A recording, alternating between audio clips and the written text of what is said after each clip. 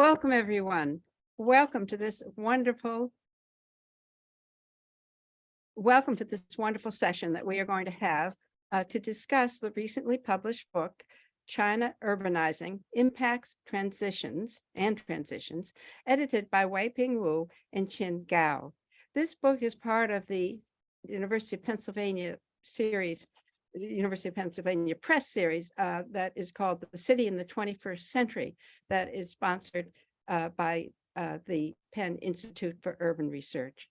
I am so pleased to be able to introduce Weiping Wu.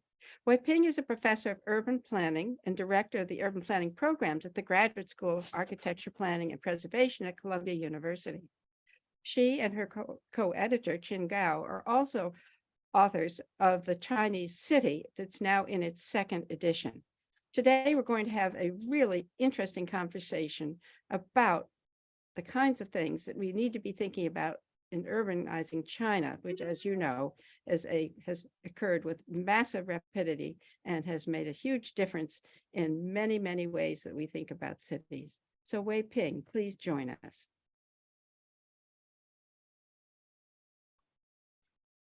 Thank you, Ginny, and thank you also to Susan for your support in the process of publishing this book and for your input. And I'm actually really pleased that we're able to publish the book in a series of manuscripts on urban issues, really trying to draw more attention on issues about urban in China. So let me share my screen. So I have a short presentation, and I would like to, on behalf of Qin, to quickly overview the key themes that the book has intended to address. So this book was very much of a collaboration of scholars from multiple disciplines. And we were very lucky in October 2019 to be able to meet in person. And then while pandemic raged on, we worked behind the scenes in a way of making the book happen. And very similar to this panel, we have anthropologists, economists, political scientists, public health, scholars, social work policy, and sociology, urban planning, and studies. And what we wanted to do is really provide empirically grounded theorization. That is not only to center China in the urban discourse, but really to see if we can underscore some of what's going on the ground, to highlight them more in a conceptual way, to connect China studies or Chinese urban studies to other key issues of urban studies. And so, the scholars came from all different disciplines, but our, intellectual interests have almost always been very much urban centered. And so the book really has a set of core themes that really cut through all of the chapters. And that is first, the impact of urbanization, particularly in terms of how the urbanization process has affected places, people, and other social and economic relations. And then the places, we are looking at both the built environment as well as the physical environment. We also have seen in the last number of years, and the decade, mostly in the last decade, there have been quite a bit of shifts and transitions happening in China, right? We all understand the demographic transition, but there are others. And so we also intended to look at some of the key transitions that are relevant to cities. Last but not least, it was quite, coincidentally, we have a number of collaborators in the book. Really, we're looking at different kinds of new sources of information for conducting research on urban China. This was before COVID. Obviously, there were other conditions restricting access by scholars from outside of China to really study Chinese places and cities.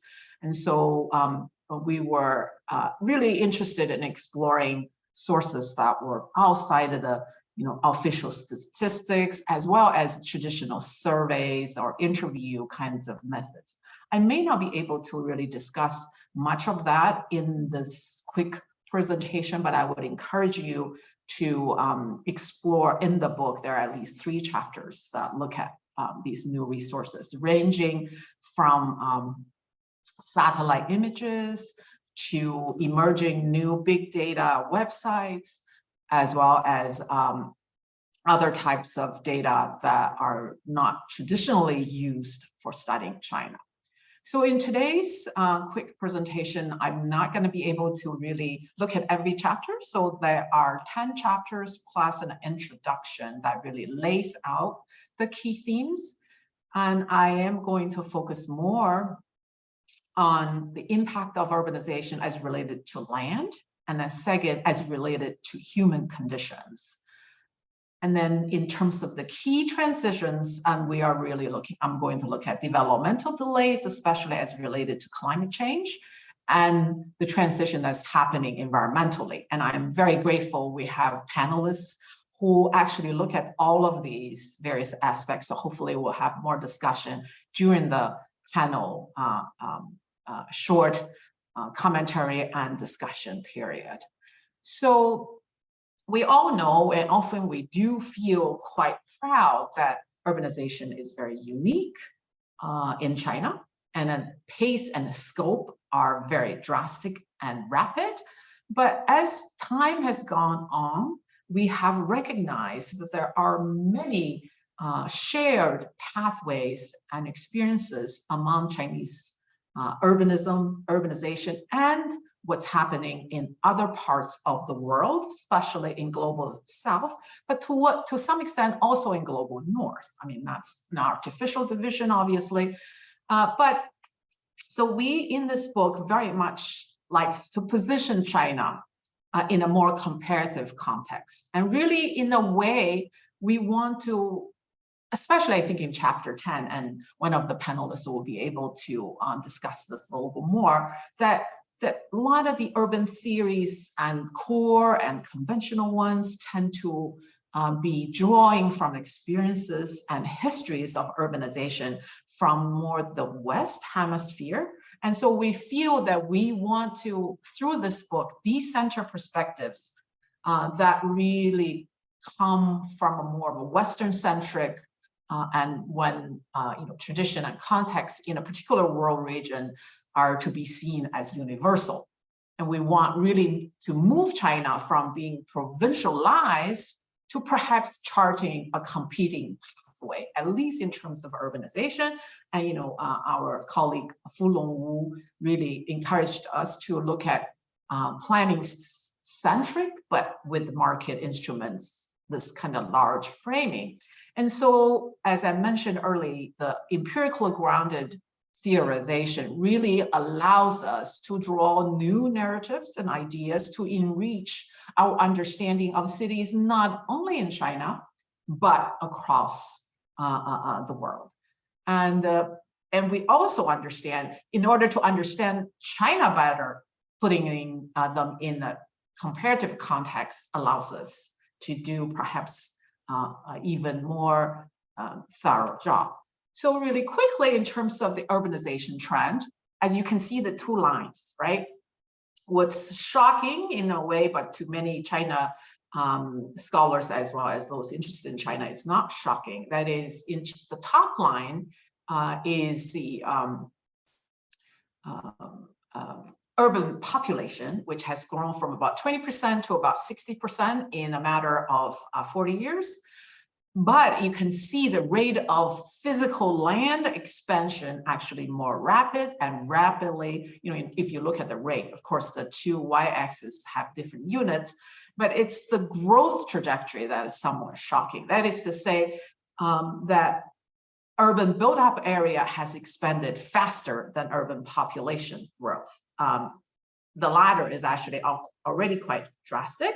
So to show you a quick glimpse of that kind of physical expansion of urbanization, this is the city of Nanjing, not the biggest, but also rather large, something like 12 million to 14 million.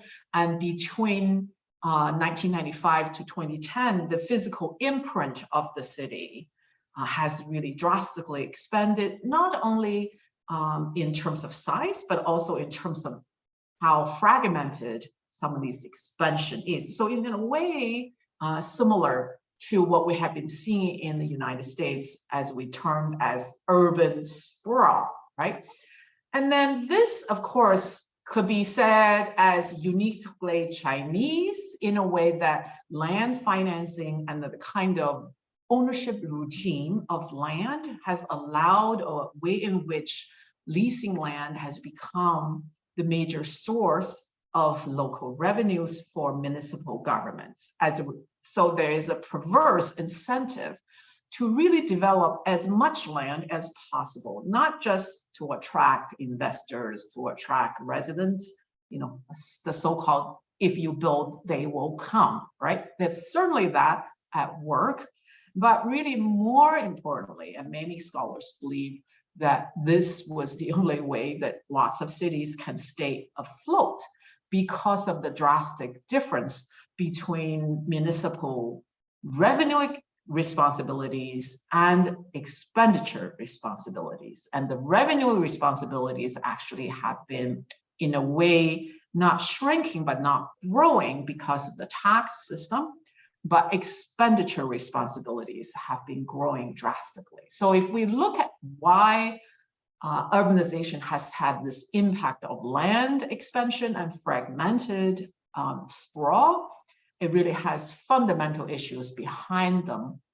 And this practice of using land or land lease to finance urban growth is not just happening in China, and countries in Africa, particularly where state ownership of urban land had been the predominant format, also has been looking to China for its practices. So in a way, if we call it in Chinese, called the panhuo, that is, you allow real estate to become a source of capital. So that's one thing I think quite both unique and relevant to other places. And let me shift really quickly to the impact on human conditions of urbanization. So in chapter 5, Professor Qin Gao has really looked at how urban poverty has changed over time. And so if we look at this scenario, I'm hoping that she'll be able to talk a little bit more during the panel discussion. So if we look at absolute poverty levels, meaning you define, whatever income level or per day $2 or per day smaller amount, there is clearly a decline of poverty or absolute poverty. That is to say, urbanization has in general perhaps improved people's livelihood, both for those who have always been living in cities as well as those who have moved to cities in the last 20 to 30 years. Professor Cindy Fan on the panel will have lots of insight on that migration aspect. However, if we looked at it from a relative poverty standpoint, no matter how you measure it, so she provided 4 different measurements for relative poverty, we are seeing a more complex and perhaps disturbing trend that is absolute poverty has been growing. That is to say, the to haves and to have nots are becoming more and more apart. And we do know that in the 1980s, China was perhaps the most equal country in the world when rural reform and really promoted wealth accumulation and productivity growth in rural areas. But that today is no longer quite the same scenario.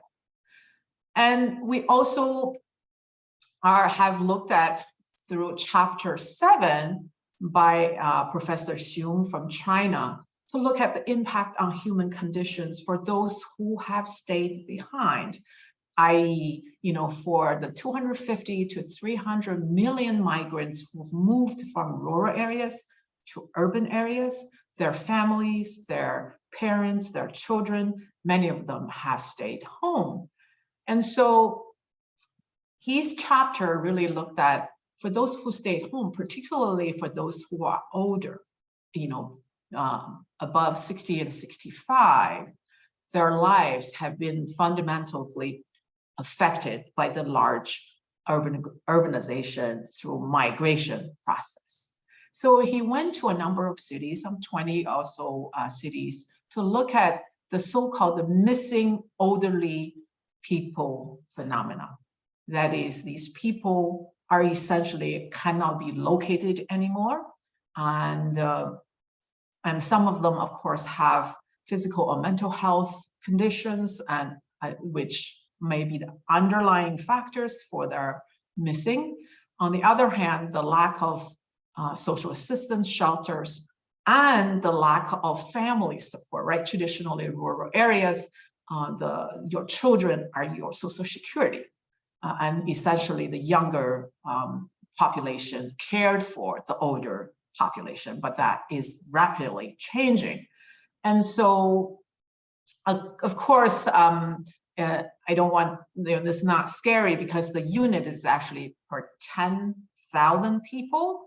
And so if we look at the Eastern region, so that means 2 elderly people are missing out of 100,000 people. So, but the challenge here is, as you can see, those areas in the second table on this page, those areas that are seeing large outflows of migrants, the phenomenon of missing elderly is far more severe, right? So I think it's really about showing that how migration and urbanization affects people who stayed behind. So in terms of the transitions, just the last slide already is in the context of demographic transition, right? We know, in fact, just a few weeks ago, New York Times had an article about how China is really seeing for the very first time, the declining population growth. And that really is actually in a way shocking, not shocking by the nature, but how sooner that is happening. So the 2 other transitions I want to quickly highlight is what we call the developmental delay. So if you look at the dotted lines on the bottom, would be if we were not having sort of climate change and the impact created for climate change for certain health benefits. So on the y-axis is a very kind of specialized measure, essentially means burden of disease. We can achieve a certain level of welfare, say by 2030, but because of the impacts of climate change, and this might be delayed. So essentially it's saying some of the progress and improvements that have been made by Chinese cities will be, quote unquote, literally washed away by climate change. And on that, it also, the author, Professor Justin Remus in chapter 9 says, there isn't clearly a linear pattern between that development delay and the different types of well-being, let's say environmental health or actual health indicators. And he also argues that among different populations, say the migrants and the poor, the impact would also be different. Lastly is the environmental transition. In a sense, we are looking at over 600 or so cities in China. Some of them are now taking on characteristics that are much more like cities in very wealthy countries. That means have a larger environmental impact and larger ecological footprint. So Professor Pei Fan in chapter 8 shows that if you look at this, the NO2 concentration, but mostly caused by cars and so on, it really differs across the cities. And some of these cities are very large, and some of the cities are not as developed. And so there is no clear pattern because some of the cities remain to have characteristics of poor cities or global south cities with less or smaller environmental impact and for ecological footprint. And then we look at PM 2.5, the concentration levels are also quite different across the same set of cities. So in a sense, we're looking at Chinese cities affecting the physical environment in different ways. And I'm also very grateful for Professor Piper Galbas, my long-term collaborator on the Chinese city books, has a lot of expertise on environmental issues in China. So I hope she can also discuss somewhat during the panel discussion. So that I want to thank you and encourage you to check out the book and try to see what else you can draw from the book. Okay, great. And so let me introduce, so I'm going to introduce each panelist a little bit each at a time so that you actually get to know them a little bit more. So first, I would like to introduce Professor Qin Gao. She is my co-editor and collaborator at Columbia University. She is a professor of social work at the School of Social Work at Columbia, as well as the Associate Dean for Doctoral Education. And her long-term research interests focus on social welfare, social policy, and increasingly now also across boundaries to the United States on Asian American population. So Qin, floor is yours. Thank you so much, Weiping. Thank you, PennPress, for having our book in your series and for hosting today's book talk and panel discussion. We are so happy and honored to be part of the PennPress family to have this book. And it's been a great pleasure and honor to work with my distinguished colleague, Weiping Wu. We were so happy we had a gathering in person on Columbia campus in New York in the fall of 2019. So it's good to see the fruit of that joint effort. My research focuses on how social policies affect people, and in this context, the urbanization, against the urbanization backdrop. So briefly, I will share 3 examples also from the book that will showcase how urbanization has impacted people's lives and how social policies played a role in that process. Weiping highlighted a few of those cases already. I'll add a few cases. So one is, chapter 2 economists, Li Shi and Bingbing Wu, they looked at how the rural migrant workers who have rural registration status or hukou, but live and work in the cities, how their lives have been impacted. They used 2 large national household survey data sets and tracked the progress from 2002 all the way through 2016. What they found was that rural migrant workers, their economic situation has been improving during this period. They have more access to stable, better paid jobs. They also are more likely to enroll in urban social benefit systems and actually gain from them. So they made progress in comparison to both their previous situation, but also relative to their urban peers. At the same time, we all know that urban hukou reform has been not progressing very rapidly. So that delays the progress made by the migrant workers. So if they move, they still cannot fully carry the benefits they are entitled to with them. So the social benefits are not so transferable. So there are some barriers to their advancement in their full citizenship in the urban setting. Just to give you another example, in my own research, I look at urban poverty, which Weiping showcased. So in terms of absolute poverty, urban poverty has been dropping, but relative poverty has been growing so much because urban income distribution has been widening much more faster than the rural income distribution. And in a national scale, income distribution in China has been widening. The gaps have been widening.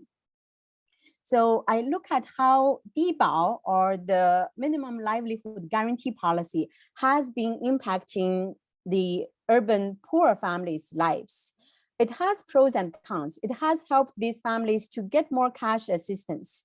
Mainly, they use these benefits to pay for healthcare and education. So these we think are positive outcomes because it helps to boost their human capital, especially education.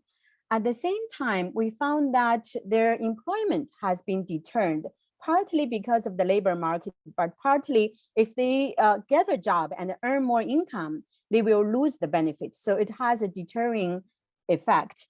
Also, it has a stigmatizing effect. People who get the benefit feel they are being cared for by the government benefits. So they feel marginalized in the society. Their subjective well-being is actually reduced. So that's disturbing. Lastly, I want to say in the past 7-8 years, the Chinese government really prioritized addressing and eliminating rural extreme poverty. To some extent, they were successful. So the official narrative is a great success, but urban poverty has been much ignored in that dialogue, in that policy initiative. I think it's time to shift some focus to urban poverty, especially given the COVID pandemic we have just lived through, and it has affected urban poverty to a great degree. Thank you. Thank you, Qin. So next we have Professor Cindy Fan, who is a professor of geography at UCLA, as well as the vice provost for international studies and global engagement. And her work has really focused on migration and split households, gender, and regional development. So Cindy? Thank you, Weiping. I also wanted to thank both you and Qing for editing this book, as well as Jeannie and Susan of the book series for supporting this book. Also wanted to thank everyone at the Penn IUR for your help organizing this session. So if I were to sum up in one sentence, this book, it shows us what a 21st century book on China's urbanization should be like. There have been many volumes and monographs on China's urbanization, either broadly or on specific aspects of urban China, and many of them are very high quality. But this volume is a breath of fresh air. And I want to share 6 observations that contributed to this sentiment, and one criticism at the end. My first observation is that the themes of this book are very, refreshing. In addition to, of course, somewhat expected themes such as land, housing, migration, economic development, poverty, hukou, urbanization plan, primarily in chapter 1 through chapter 6, all with new insights and findings, but they're also really compelling themes on environment, health, mental health, and smart city. I remember before the pandemic, one time I was in a supermarket in China, and I was the only one in the line paying with cash. Everyone else was paying with their smartphone. So I was very embarrassed, but that tells you, the prevalence of using technology in China. So it makes it into the book, which is excellent. The second observation I wanted to share is the data sources, the methodologies that Weiping alluded to a little bit. But again, in addition to more traditional sources of data like surveys, field work, and archives, the use of digitized street views from Google Map in chapter 2, entitled Cities for Home, the use of online real estate listings in chapter 3 on housing markets, the use of global satellite imagery for air pollution in chapter 8, on environmental impacts and the use of big data for chapter 10, smart city research. Not only do these new data sources have advantages such as large volume, readily updating capability, but they also open doors to doing research remotely. Now, while doing research exclusively remotely is not ideal, but we all know that during the pandemic, travels to China and from China was largely halted. So this offers an alternative. The third observation is this book is very much about people and how they're impacted. The chapter on Cities for Home documents that in a matter of weeks, a campaign to demolish migrants' homes pushed thousands of migrants into a North China winter. The chapter 7 on dementia, on enemy, talked about the hundreds and thousands of older men and women missing across China. Qing already talked about poverty and devout. So my work, as Weiping mentioned, is very much focused on migration and migrants. So this was really very much very relevant to my own research. My fourth observation has to do with the fact that this book is very much a collaboration that can be summed up by the 3 I's: interdisciplinary, international, and intergenerational.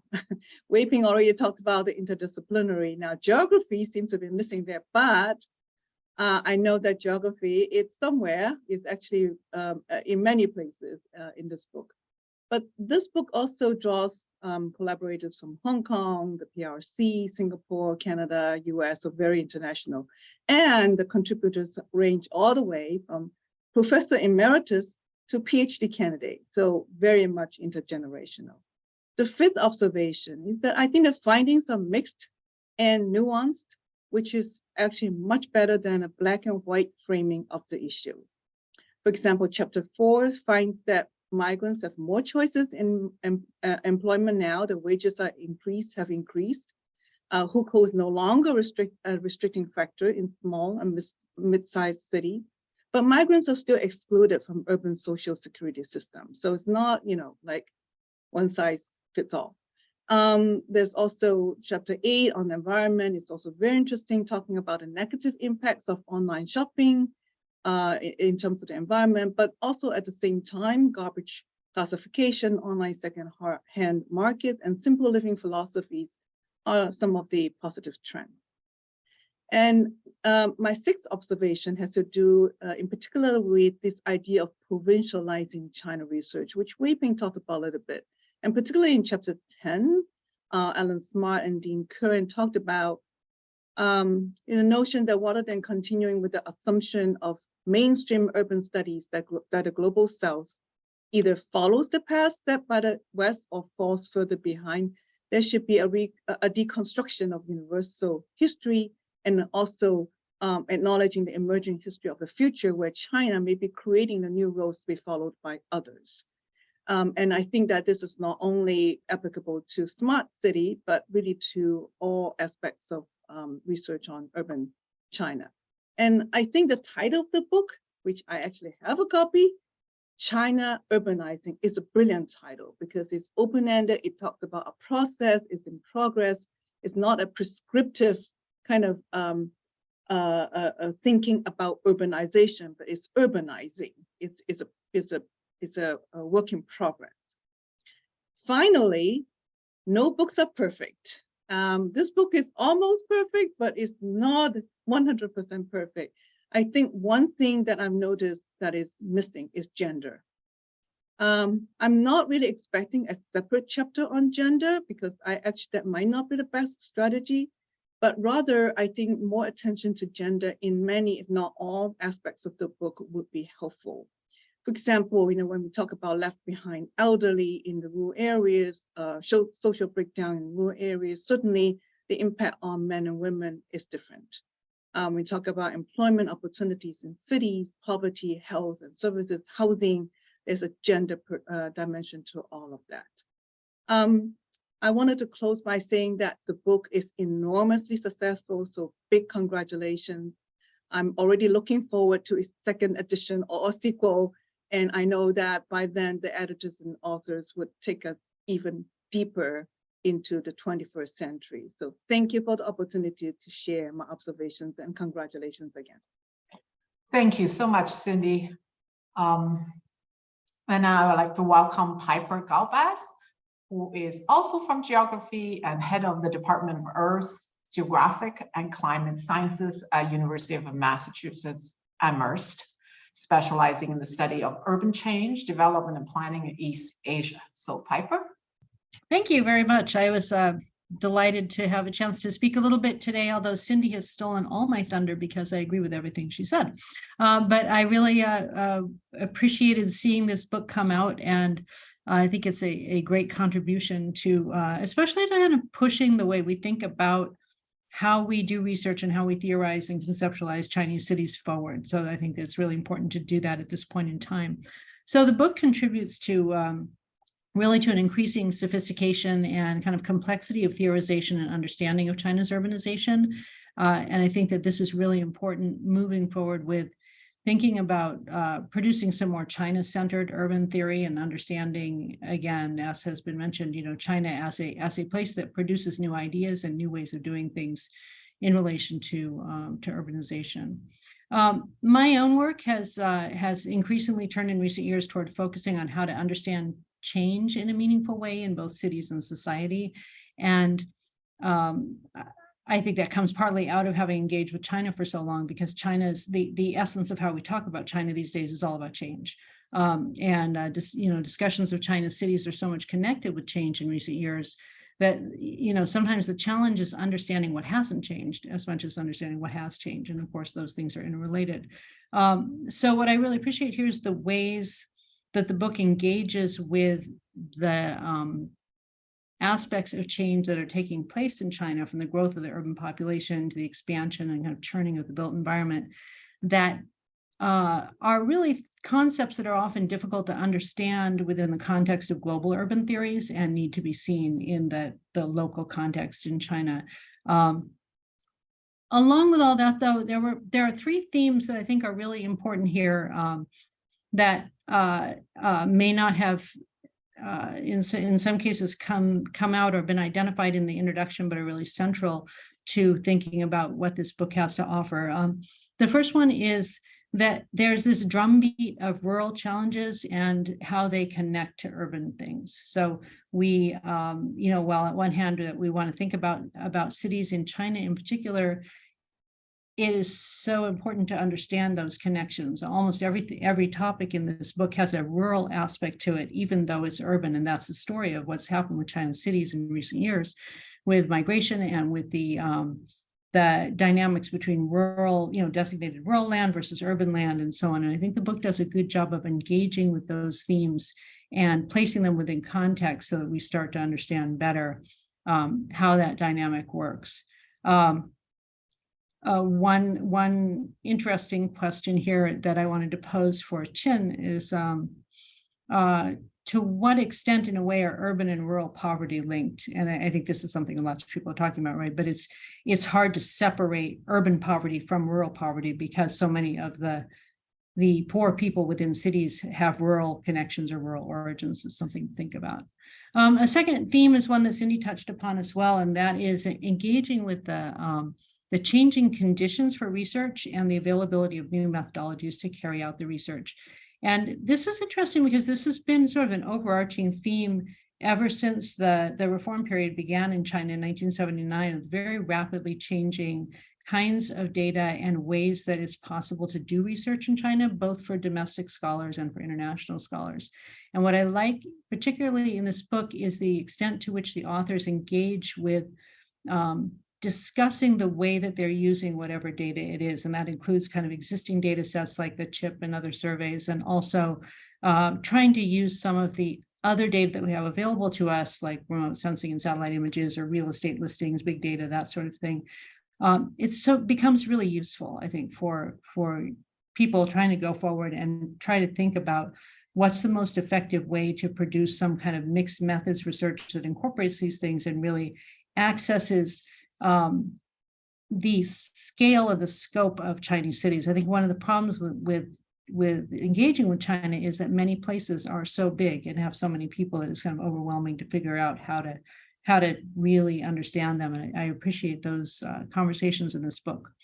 And then the third theme that comes out very strongly in many of the chapters is an emphasis on spatial variations of all sorts between regions and within cities.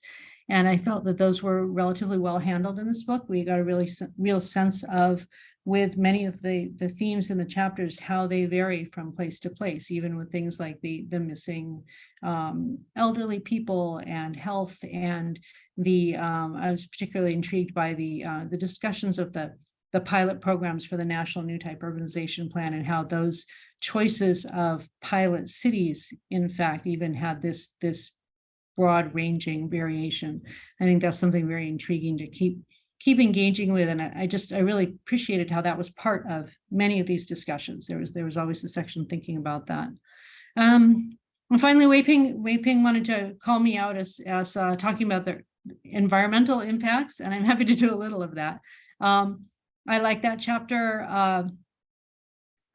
One of the really valuable observations in that chapter was a reminder that the rise in urban population doesn't necessarily correlate with severe environmental problems, right? That you can't just say that, urbanization equals environmental problems. And I think this is one difficulty that a lot of people have had with engaging with the discussions of environmental problems in China is trying to get away from that sort of black and white view of things that, oh, it's a Chinese city, it must have, everything's bad environmentally, or in some other context, everything's good. It's much more complex than that. I like the author's engagement with a global theory, urban environmental transition theory, that correlates the differences between environmental problems for poor parts of cities, which are immediate and desperate right now, versus the environmental problems of affluent areas that ultimately create more environmental problems over a longer period of time.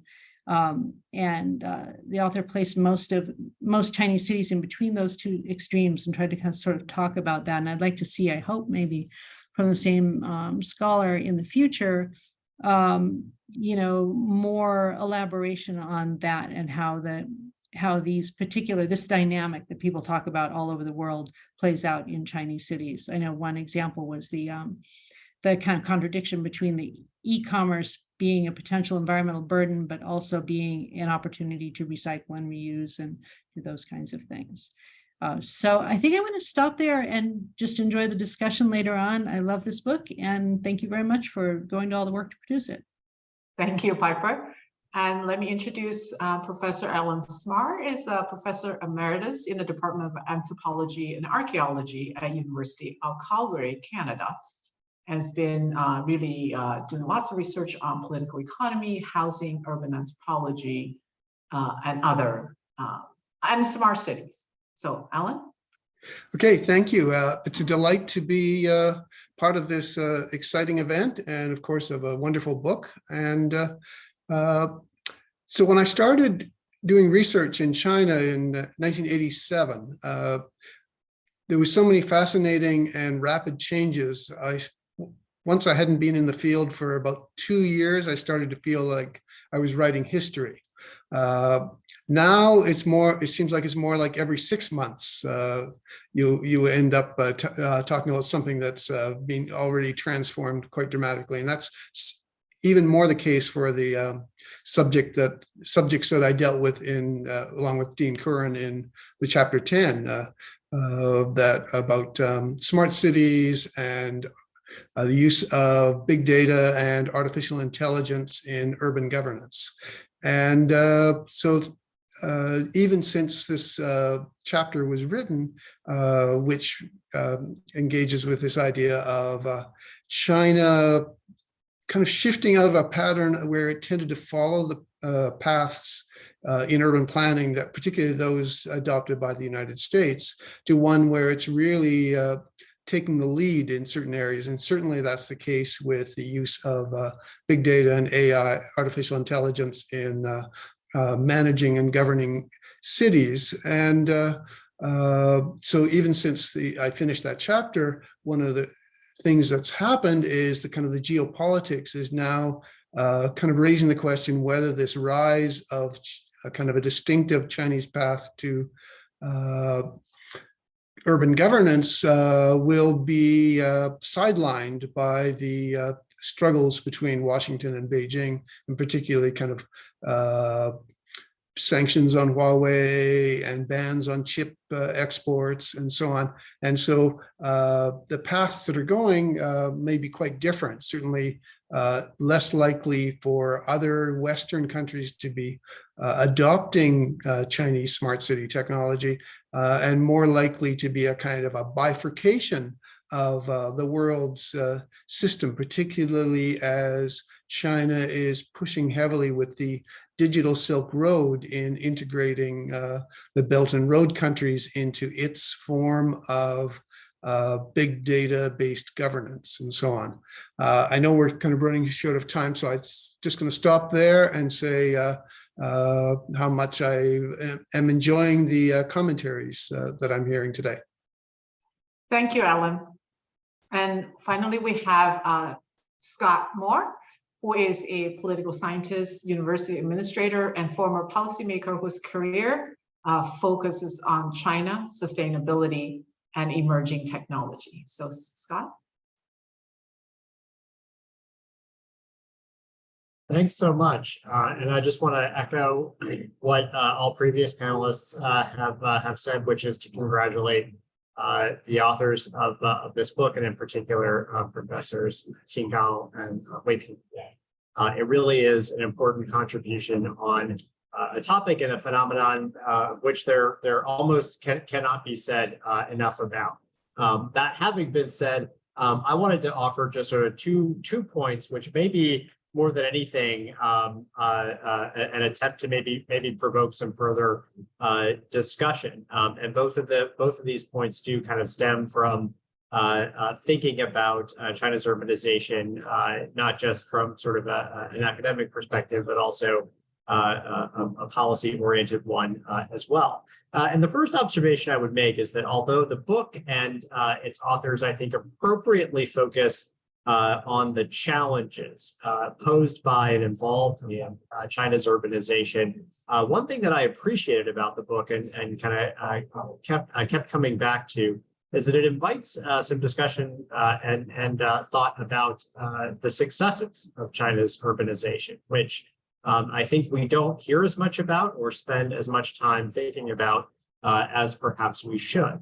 That's, of course, not to in any way elide the many serious challenges that face China's urbanization and the many impacts, environmental, social, and otherwise, that urbanization has created. But particularly in my experience at the World Bank, I had some opportunity to observe urbanization in other countries, and it is very striking to me that China's urbanization has avoided some of the pitfalls of that phenomenon in other countries, albeit by some methods, among them, of course, Hukou, that are themselves quite problematic. But I did appreciate that the book invites some discussion and thinking about some of the at least relative successes of China's urbanization and the lessons that we can glean from that. And that leads me to my second point, which is focusing mostly on the environmental impact and environmental aspects of China's urbanization. And it does strike me that there are some lessons that can be gleaned from China's experience in trying to address challenges that are common to many large cities, particularly, but not exclusively, in the developing world. And one that I have encountered a number of times, and I know is familiar to many of you, is the sponge cities kind of concept and policy framework around trying to make China's cities more resilient and able to deal with intense rainfall events, which of course are becoming more common as a result of climate change, and to increase the permeability of the built environment. I think in terms of its scale and ambition, this policy framework is globally and internationally important, though, like so many things related to China's urbanization, the implementation has been a little bit uneven. It's a policy and an approach that I frequently refer to as an example of some very ambitious thinking on a common environmental and climate-related challenge that is coming out of China, and that I think is deserving of attention.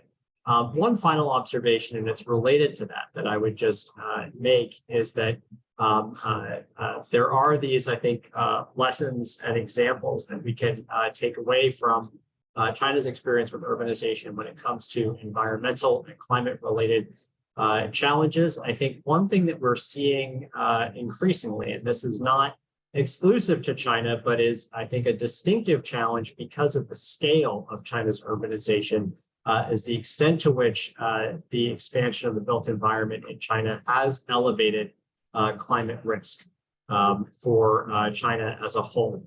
And I think we've seen that over the last couple of years, in which we had two years, 2020 and 2021, where parts of central China, including large cities like Wuhan, experienced record-breaking flooding. And then just this past summer, where many of the same cities experienced record-breaking heat and drought, and sort of faced in many ways the opposite climate-related challenge. So I think going forward, environmental and climate challenges are going to be even more pronounced for China's cities than is the case elsewhere. And I think the extent to which those cities and urban areas are able to meet those challenges will be very much a key question for those of us elsewhere struggling to respond to the same challenges. So with that, I just want to congratulate the authors and contributors once again, and thank you for the invitation to offer some thoughts. Thank you, Scott. We're running a little bit late, but I just got the okay for us to go over time a little bit. So if anybody in the audience has questions, please just feel free to type in, or you can read. I guess probably that's the best way. If I may take the privilege of being the moderator to try to quickly respond to two comments shared by the panelists, I would like to do that. And I, again, thank you all very much. I mean, in many ways, you actually know the book almost better than we do, because we're in there for so long.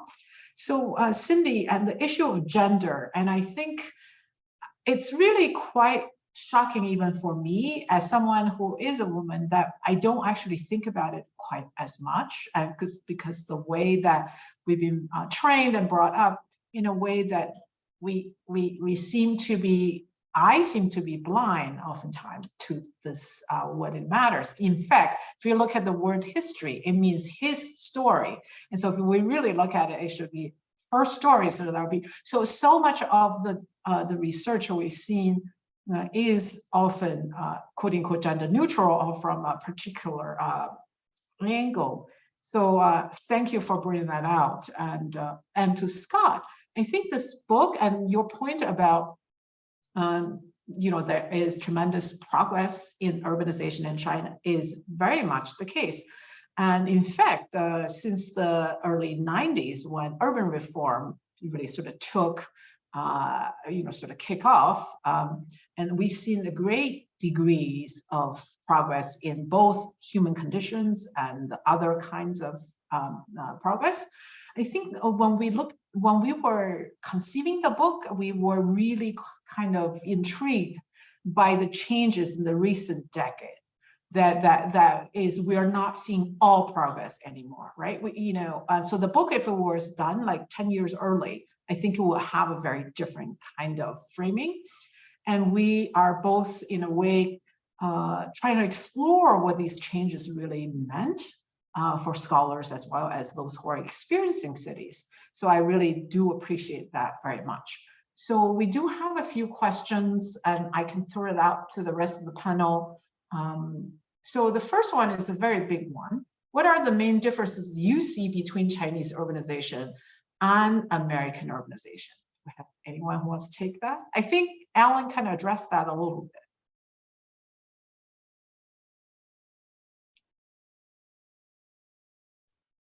I can respond quickly to this very important question. It's been on my mind when I study any issue, especially against the urbanization backdrop, about similarities and differences between the two countries. And to Piper, your very important question to my chapter.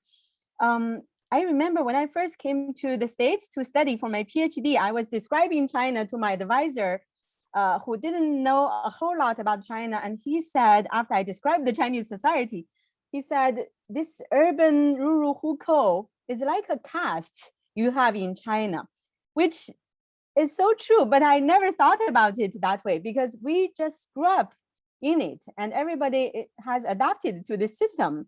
which still is very firmly there. So to study urban and rural poverty, most scholars deal with them separately, with the exception of the migrants, right, who really belong to both and have to navigate both. But the income flows are different. The social benefit systems are different. So to consider them similarly is difficult, and we have to consider their different situations. I think that's the key difference between the Chinese and American systems, that you have this invisible barrier that's firmly planted in the Chinese society, which is affecting every aspect of urbanization, which the US doesn't have. But of course, there are other similarities and differences. So I will stop there. Thank you. Yeah, so the second question is, what is the situation with Chinese urban mobility in terms of following or not the US model of trying to build roadways or accommodate rising car ownership versus prioritizing public transit or even re-elevating bikes and other micro-mobility as urban solutions? I think, Piper, can I call on you? Because didn't we kind of talk about this in the other book? Yeah, I think it's, let's see, it says I'm muted, but I'm unmuted now, right? Yeah, so this is a very interesting thing because China has been a place that is going through a lot of transition with this. There was for a while a very rapid adoption of use of automobiles and fossil fuels and so on, and then that's been tightly clamped down on. And what's really fun for people who are interested in trying to understand all the new ways that we think about urban transportation is that the changes and the experimentation in China have happened so fast that there's a really good opportunity there to access kind of looking really quickly at what works and what doesn't work with new things like the adoption of EV charging stations and all kinds of things like that. And I think that a lot of people kind of outside China aren't aware at how fast all those technologies are coming into the cities and being adopted and tried and then discarded, and other things are happening. One of the really remarkable stories recently is bikes. There was a whole, China has got really big into bike sharing and then discovered that in fact can be a problem with when the bikes break down and they get abandoned in various ways and they cause pollution of their own. So it's an interesting story to delve into. There's a lot going on there. Yeah. So let me just add really quickly. I think so many cities had been building subways, right? Especially before pandemic. It was actually in a way some underutilization in especially cities that were not as large or not as densely populated in the main areas. So there's sort of the overgoing certain directions. But we do know that China now, I think it is the largest EV producer. And then there's huge sort of uptake in EV production. So I think in the next 5 to 10 years, we'll see that much more. So the next question is, given that massive urbanization has been very much the backbone of China's economic development in the past decades, do you think the slowing down, nearing limit of urbanization in China pose serious economic challenges? Does this new stage of urbanization provide new economic opportunities? Maybe I can open up, I don't know, Cindy or Scott, or anyone who wants to chime in. I would just draw attention to actually something that Weiping, you and Qing, you talked about in your introduction chapter, and that is, I believe the demographic changes might be the key driver of economic slowdown, given the fact that China is becoming older, it's becoming old before it becomes rich. So I think that over the last, 2 or 3 decades, the economic development in China, economic growth has been very much on the basis of the demographic dividend, right? The domestic market. This may not be the formula for success anymore in the future. So I would prioritize that actually over urbanization. Yeah. Maybe I'll just chime in with a kind of an observation. I think, just thinking about where China is in its sort of development trajectory at a macro level, it's pretty clear that most growth going forward, and in part because of demographic challenges, is going to have to come from some combination of intensification, productivity improvements, and innovation. And I think cities are good for all of those things, certainly better than any other, spatial form of organization. So I think to that extent, urbanization will continue to be an important driver of China's economic growth. The agglomeration effects, which are so inherent and central to urbanization, are going to continue to be very important.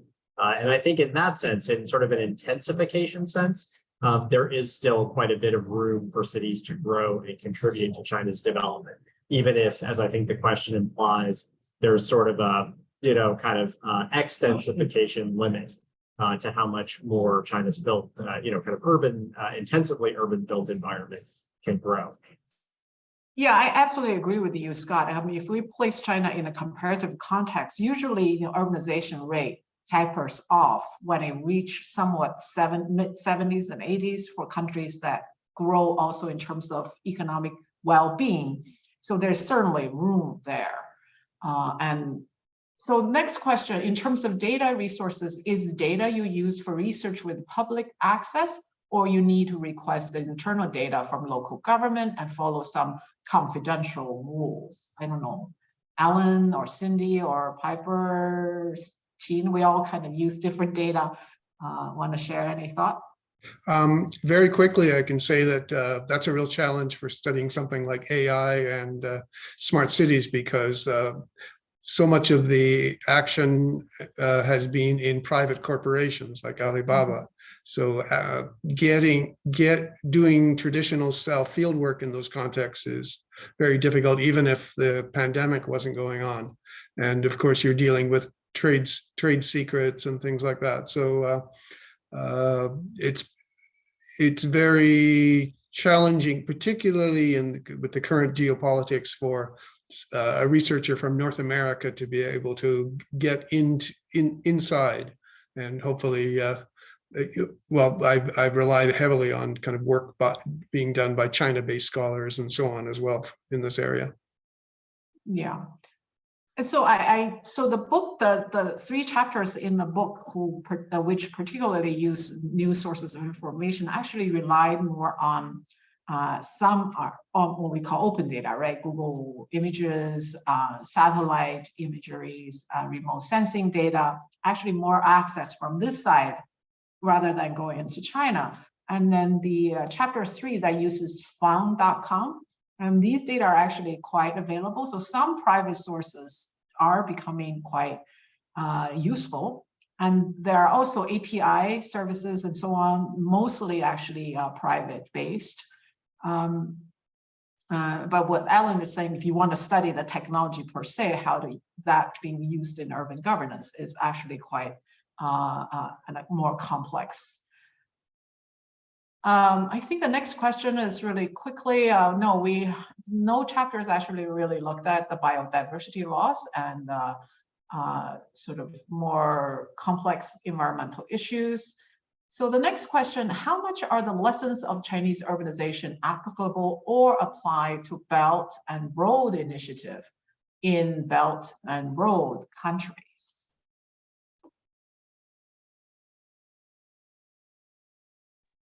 Well, I might be able to take a quick stab at that, although it's only really thanks to some other work, not my own, that I've had a chance to kind of engage with recently. I'll just sort of try to, maybe feed some of that into what we've heard today from the other contributors of this volume. I think there's a lot, in short. And it has to do with the fact that kind of contributions to the built environment are a significant part of Chinese overseas investment, including and especially through the Belt and Road. And there's kind of a hard infrastructure component to that, in which, essentially Chinese construction practices, methods and modes of urban planning are being translated to places like Manila in the Philippines through those investment channels. And then there's also sort of a softer aspect of it where it's things like data networks and the construction of those types of infrastructure that frankly people are raising some concerns about in terms of potentially accompanying norms of or practices around surveillance and things like that. I can't claim to comment on the veracity or extent of those concerns, but just to point out that both the kind of scholarly and sort of more policy oriented thinking about this increasingly focuses on those dimensions of how kind of urbanization is being exported from China. Thank you, Scott. I think some of us need to leave, and so sorry we aren't able to get to the next two questions, but we look forward to hearing from you after you have had a chance to think more or look at the book. So we welcome thoughts from everyone, and especially I want to thank all of the panelists again, and this has been a really great conversation about some of these really complex and evolving issues in urban China. And Cindy, I really agree with you. I love the title as well. This urbanizing instead of urbanized, or Chinese urbanization, right? So it's a, in a way, moving target. I really would encourage all of us to pay more attention where this moving target is going, and to have more opportunities to study urban China, and also to exchange our ideas together. So thanks to everyone in the audience, and thanks to your questions, and hopefully again soon. So bye now.